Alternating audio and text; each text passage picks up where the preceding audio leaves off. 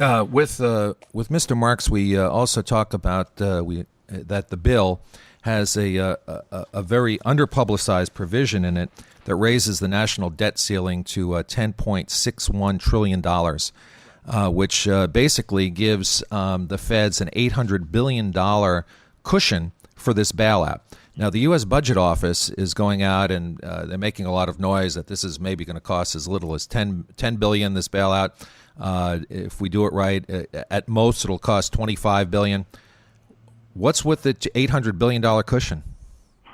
I mean, I'm not sure what Bruce has said in terms of that. The reality is, the only thing I would say is that we're continuing to create this hock there, and obviously with the cushion that you have in place is because you anticipate having to use it.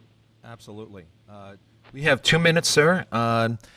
Any other last comments before I get to my final request of you, how we can organize here, how we can start beating the drum for real reform?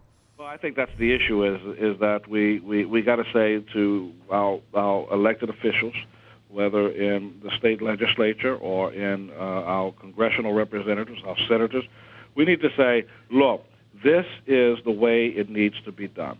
And you got to push all of these banks and finance companies that are in your home district that they got to abide with this restructuring. This is the way it gets done. That we you continue to act irresponsibly and then turn around and look to the federal government to get saved. The fact is we're going to hold you accountable, and this is the way we hold you accountable. You got to really deal with accepting the NACA deal out there. Very good. Now I'm going to get to my final request, but before I do, we just took our little vote here, who we want as a guest next week, and the Exxon show one, we're going to have, I'll try to get Terry Slocum, director of the Citizens Energy Program, to talk about Exxon's record profits, how they're doing a stock buyback program, and how up to $60 billion is in royalties is escaping through a loophole. Reverend, I'm going to ask you, I'm going to make a very special request. You're the first Reverend we've had on the show. Really? Yeah. Yes, I'm ashamed to say. But you won't be the last. This is my request.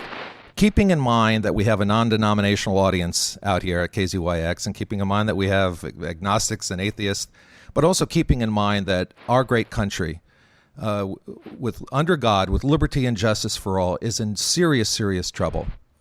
I want you to close our program today with a prayer for America. Can you do that? My prayer for America is based upon this, that there is this whole arc in the universe, and it is long, and it bends towards justice. And we as people must be regarding of our neighbor. We must lift our neighbor up, and we must protect our neighbor and demonstrate acts of love, kindness, and generosity towards our neighbor, recognizing that we're part of the same community and we live in the same neighborhood. And if it's an injury to any one person, it's an injury to us all.